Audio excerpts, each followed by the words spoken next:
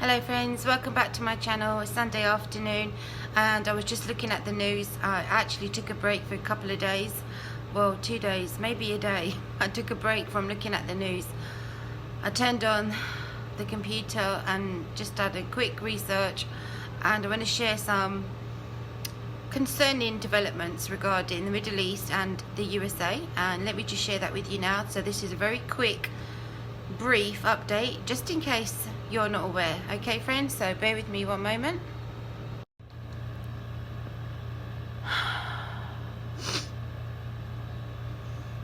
Okay, so this friends is been reported in the Jerusalem Post today. Iran to exploit US sanctions gamble, tried to weaken Washington in the Middle East.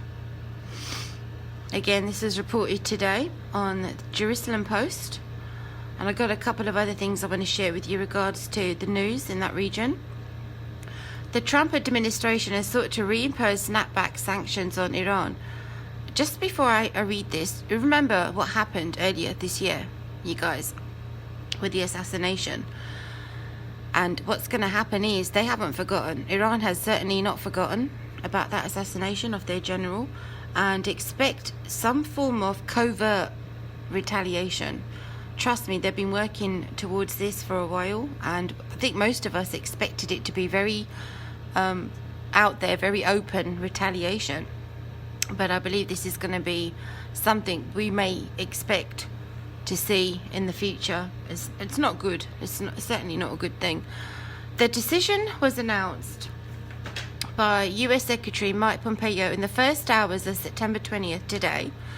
It marks a month since the US informed the UN Security Council of Iran's non-performance with provisions of the 2015 Iran deal, that Obama thing.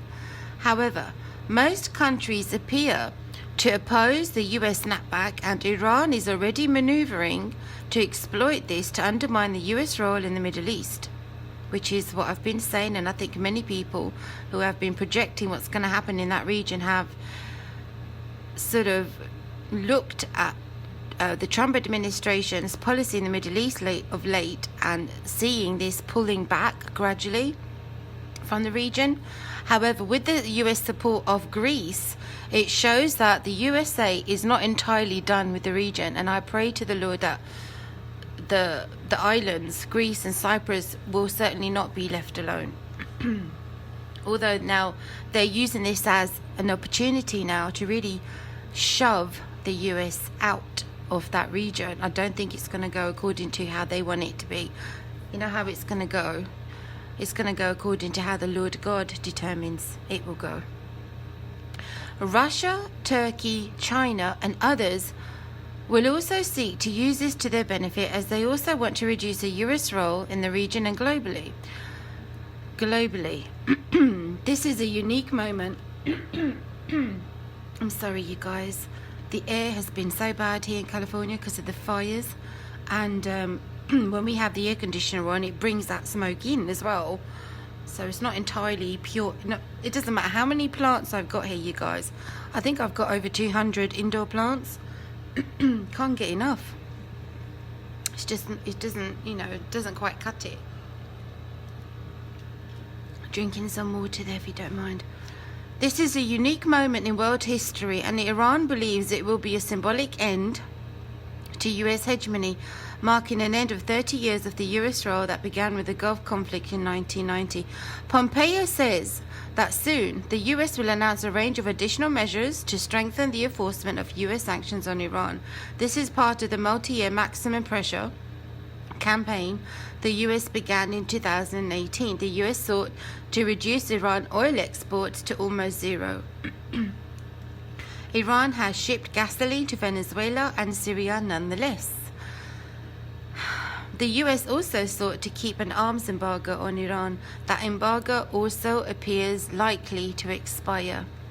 While there is hope by Trump administration supporters that the US decision to move forward on snapback will work, the consensus appears to be in Europe, Russia, Iran and elsewhere that it will not. Iran's media has been quick to seize on reports of European disagreement with the US to showcase that it would defeat the US on the issue of sanctions. Of course, this is why the Western world, if we're not united together, we don't form this united, strong front against the potential threat that is coming from the East.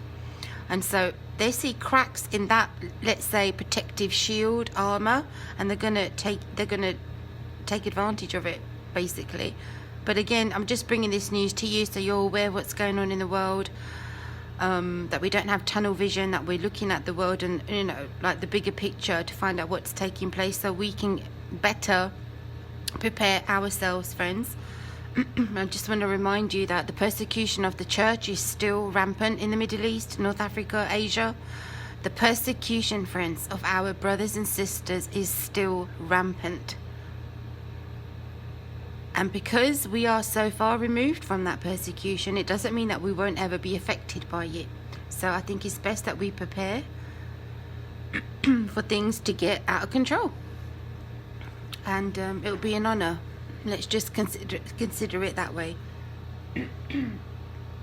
Oh my goodness, I honestly, I feel like cancelling this video and starting all over again, get my throat right.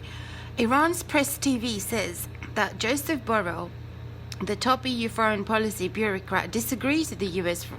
France, Germany and the UK appear to disagree with the US also.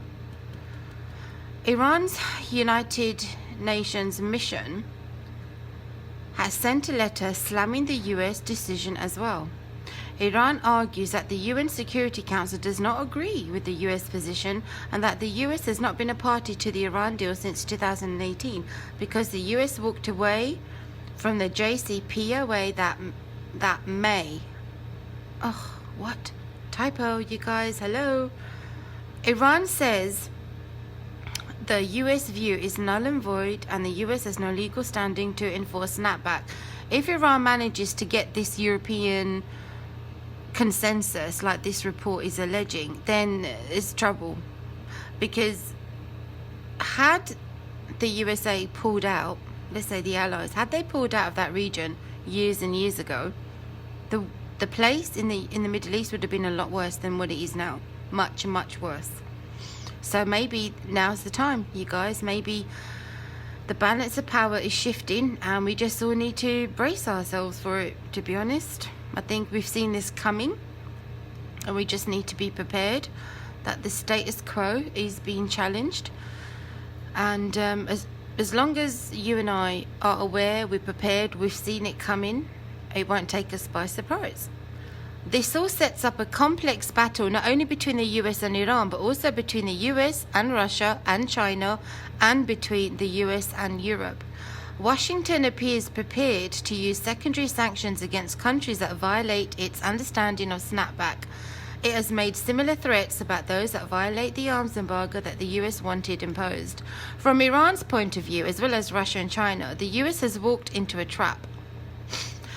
They want us to call its bluff on this and prove that they can do as they please despite US threats, setting up a crisis in which the US will lose because the US will be shown not to have the international, diplomatic or economic clout it once had. You see, so this is not just your random article. This is the Jerusalem Post posting this. Just give me a second, you guys. One moment.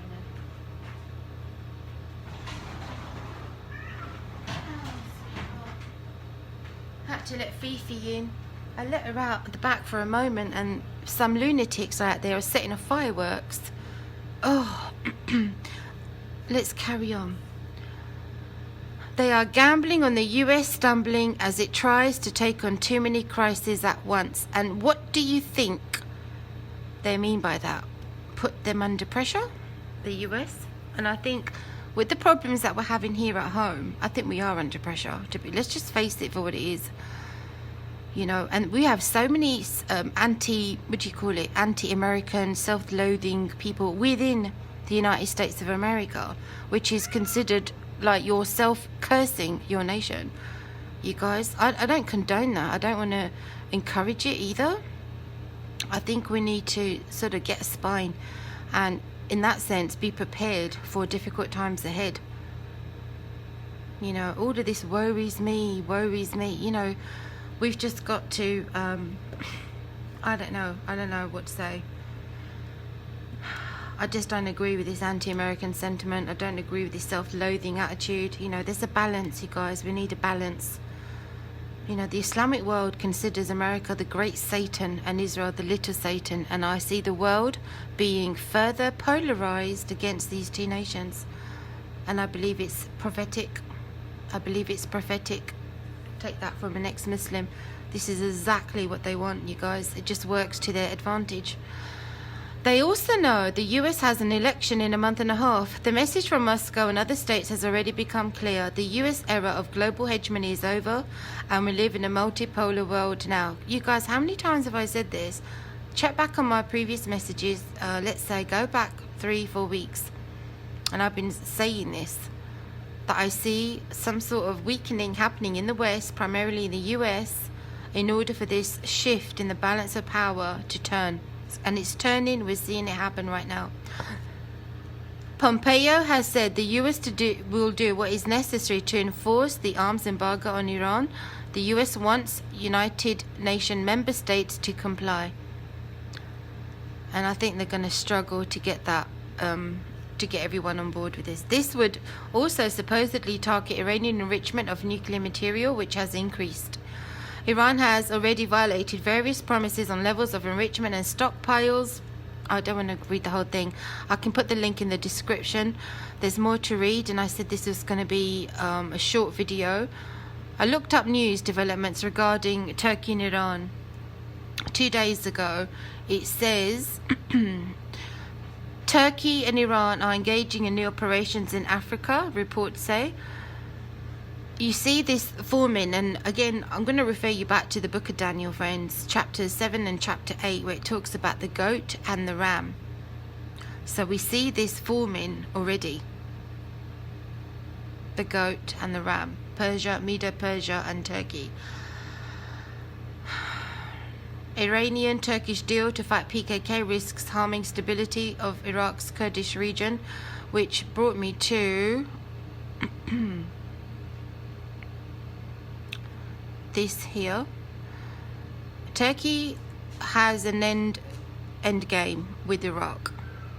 Remember my video I did a couple of weeks ago, friends? It's called The Assyrian, the Antichrist Revealed at the Euphrates. Please watch that video. Please make sure to watch that one, because I go through the scriptures and I pinpoint the location where the beast is going to arise from according to the scriptures, and I go through geographic locations and it pinpoints it at the Euphrates. I'm referring to Revelation 16. Railway to be built between Iraq, Mosul, Turkey. Today this was published. Turkey goes in, breaks things up by using ISIS as a tool. It's doing the same thing in Syria. It's doing the same thing in Iraq. And once ISIS is broken and smashed things down into pieces, Turkey moves in. A railway will be built between Iraq, Mosul and Turkey, according to the governor of Mosul on Sunday, Anadolu reports. A team of engineers with the support of Turkish companies will start laying a new modern rail line between the two countries in the coming days. He said the rail line to be built from Mosul center towards the Turkey border aimed to reduce the intensity at the land border crossing. He's expecting a lot of traffic. However, he did not provide details about the project's budget and cost. For international trade and transitions between Turkey and Iraq, the Habur Khalil border gate is currently in use.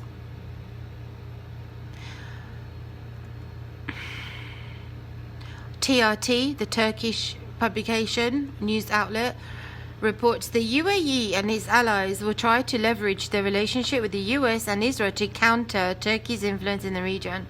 So they know this. I've been warning you about it. This is what's happening. You've got the Northern Alliance forming, and you also have the Southern Alliance forming, which is building up, and which will inevitably have a clash between the King of the North and the King of the South. Israel bang right in the middle. So in order for that to happen, there can be no interference from the outside, especially from the West. So we're seeing the pieces of this prophetic chessboard moving right now, you guys. All right, darling, it's our dinner time. The UAE. Okay, let's scroll down.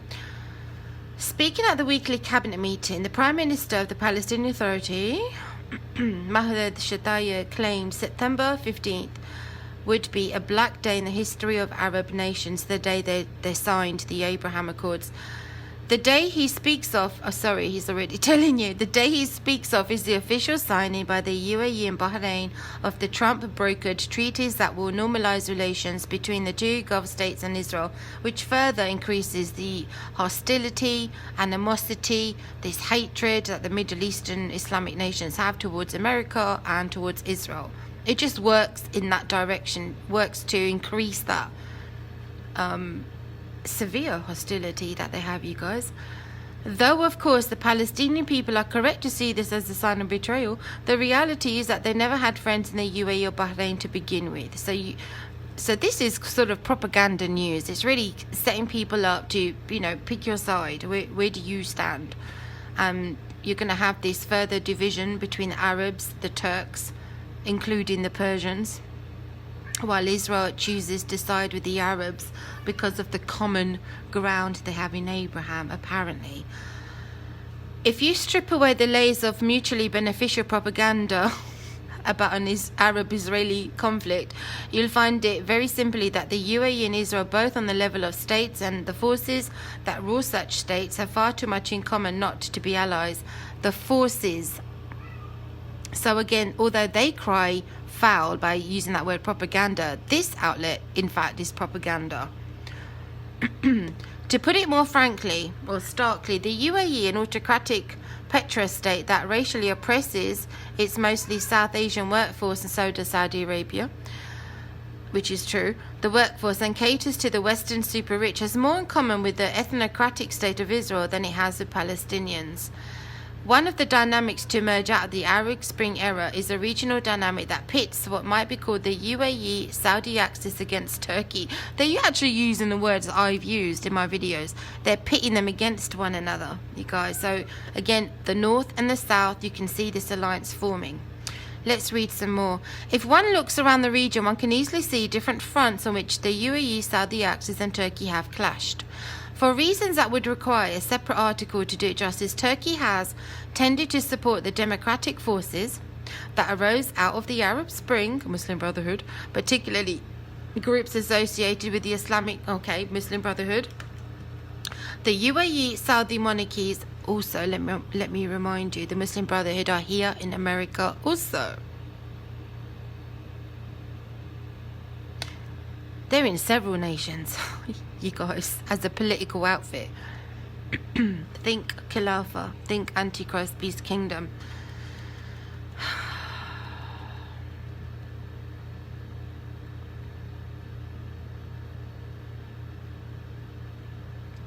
Thus, they sought to crush democratic forces wherever possible.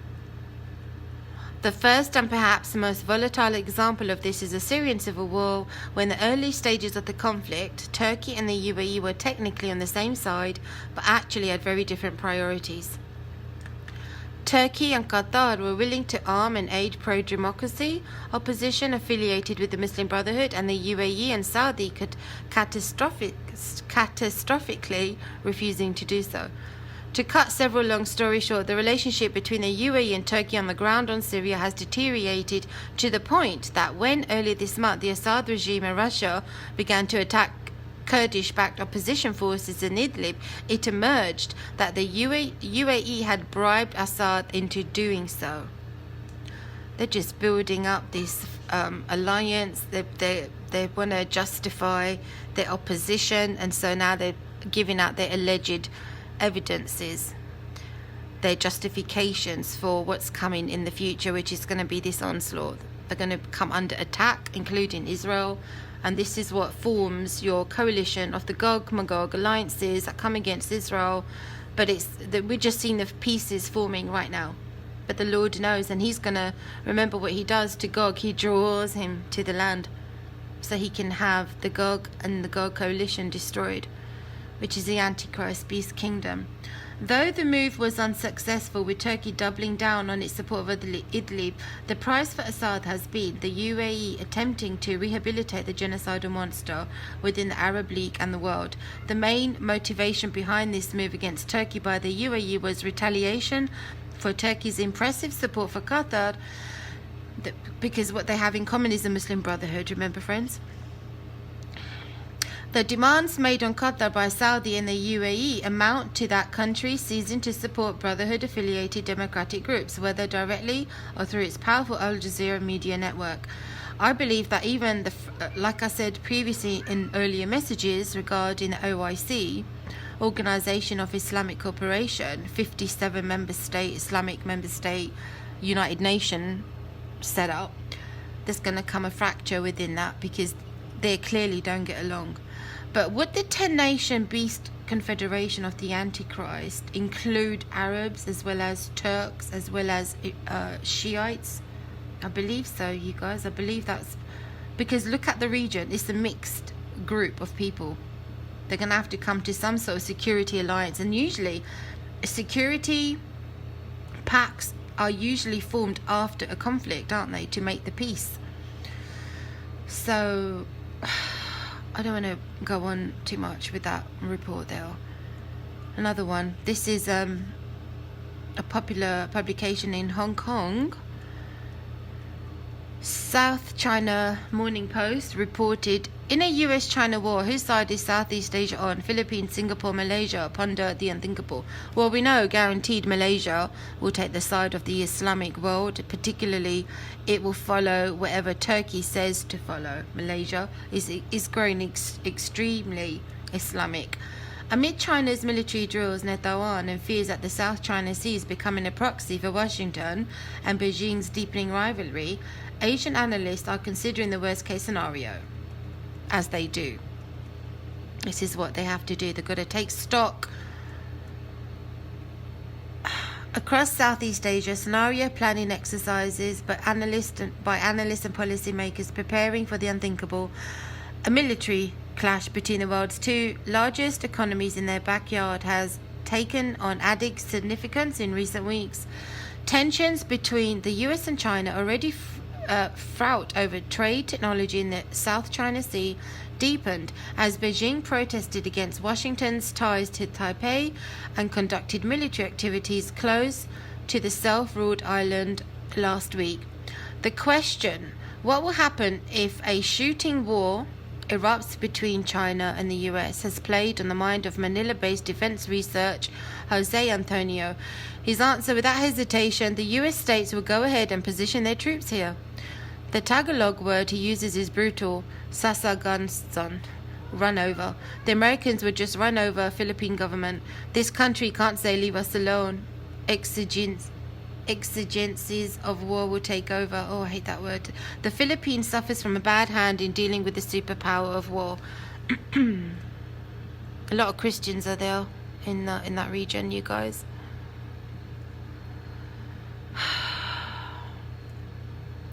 South China Sea, don't let China walk over us, says Pompeo during ASEAN meeting.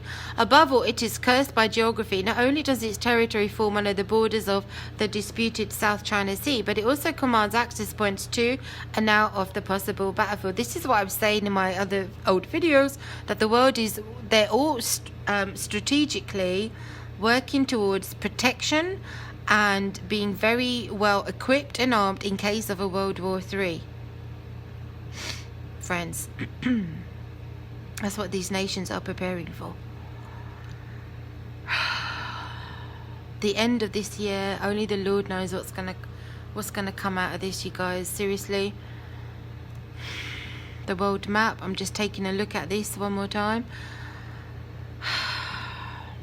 According to the word of God, if you read up in book of Revelation chapter 16, let me read to you from verse 12. Then the sixth angel poured out his bowl on the great river Euphrates. Let's just zoom in.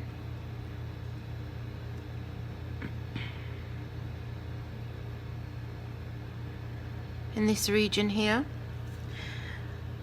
and its water was dried up, so that the way of the kings from the east might be prepared. Let's go east to the river Euphrates.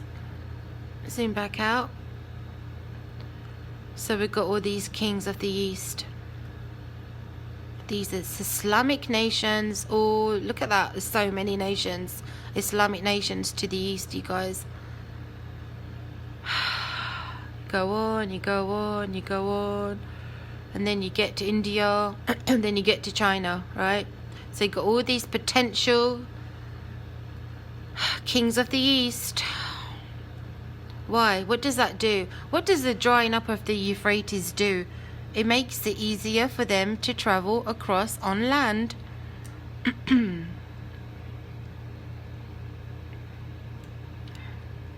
To get to Israel. Cross over on land. This is on foot soldiers. Let me carry on reading. Verse 13, and I saw 3 unclean spirits like frogs coming out of the mouth of the dragon, out of the mouth of the beast, and out of the mouth of the prophet. For they are the spirits of demons performing signs, which go out to the kings of the earth and of the whole world to gather them to the battle of that great day of God. But notice they come out from this region here. When the river Euphrates dries up, you guys.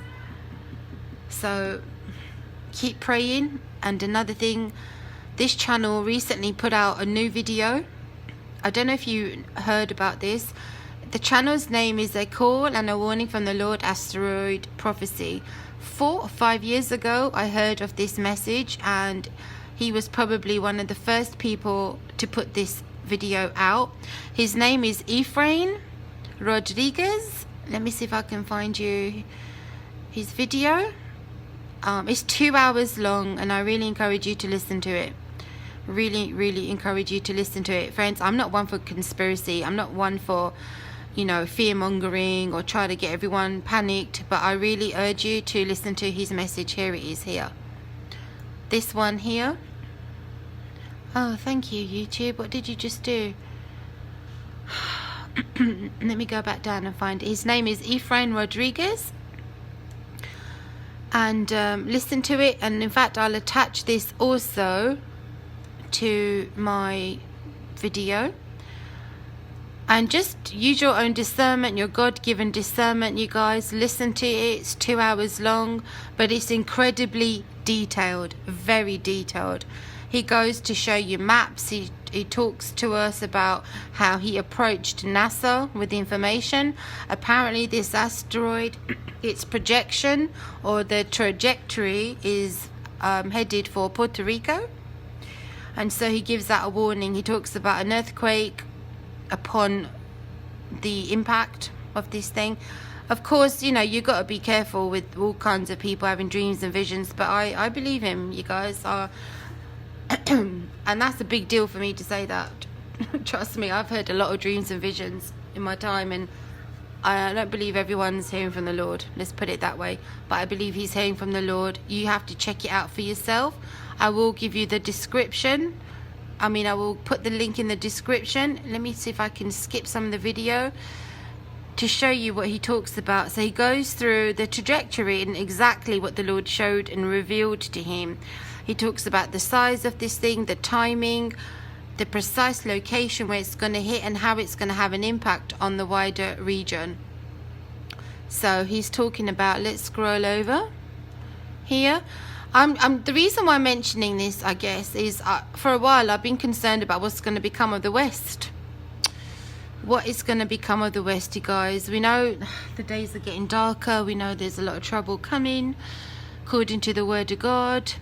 And so this is where the impact of the asteroid will be here, this island here, Puerto Rico.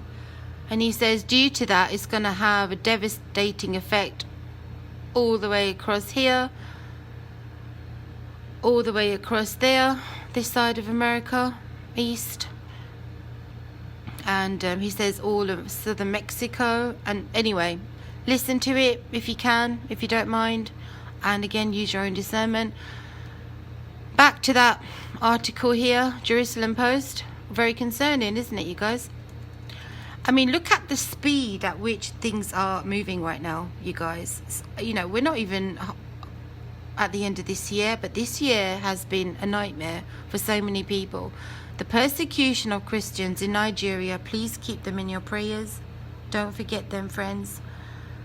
Let us bear with one another, one another's burdens, friends, because eventually I believe this attack on Christians is going to come a little closer to home.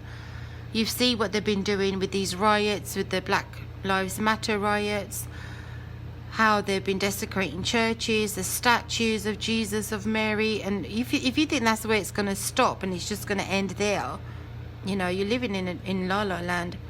Trust me, they're going to go after the Christians next, because we seem to be the only ones who really stand up to the truth and for the truth, and that's Jesus Christ. So Jesus Christ warned us and encouraged us that because they hate him, the world hates him. Of course, they will hate us also for his name's sake, you guys. So let's be prepared. I thank you for your time. Remain prayerful, friends, and maybe this is a season for us to go into fasting. What do you say? I've been thinking about it, and I think it's time for us to go into a season of fasting. I'll be back again soon. I'm going to prepare my message tomorrow regarding the Abraham Accord and this coin, and I want to talk to you a little bit more about the Islamic the Islamic verse from the Quran that is engraved on this coin, and I want to go into a bit more detail, and I think you're going to be really surprised, and I hope that you find that video very informative, very useful. Okay, friends, I'll be back again soon. Thank you so much for sharing my videos. I really appreciate it. Praise the Lord, and I pray that I'll be obedient to him and faithful to whatever it is he wants me to look into and share with you, and never to major or minors.